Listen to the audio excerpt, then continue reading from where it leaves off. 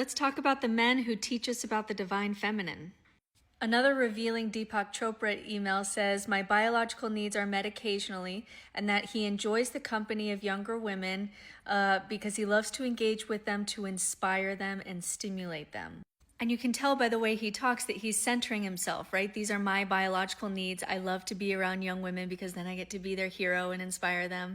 And I want you to notice now this pattern with male thinkers who theorize or exalt or talk about the divine feminine while actually not being great towards women. I have the same beef with Carl Jung, who wrote extensively about symbols around the feminine and divine feminine, and yet not only did he carry long-term multiple affairs that really hurt his wife, he claimed that they were psychologically necessary for him. His wife Emma was supposed to run the household, raise the children. She was a psychoanalyst in her own right, deal with all of the social consequences of his actions. And also, when she tried to leave him 3 times, he pretended that he would be sick so that she would care for him. Joseph Campbell gave us so much language around myth and story. He gave us the hero's journey, and when Maureen Murdoch brought to him the heroine's journey, because women in the hero's journey are rarely protagonists with inner lives, they're usually like the goddess or the temptress, he really saw no reason why it should exist. Like, he didn't get it. He really just assumed that the male experience was the default and saw no issue with the hero's journey just applying to everybody.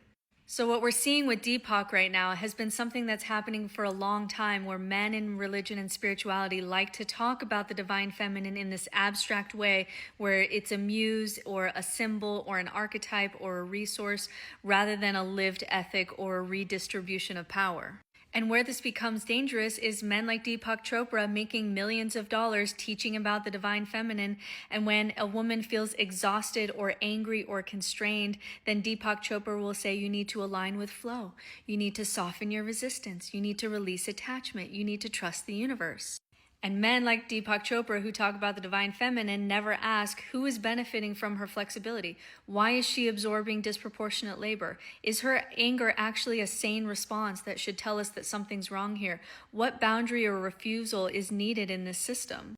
And these teachings about the divine feminine talk about how healing comes from softening, but never from saying no, never from withdrawing care, never from disrupting harmony, never from changing the system itself.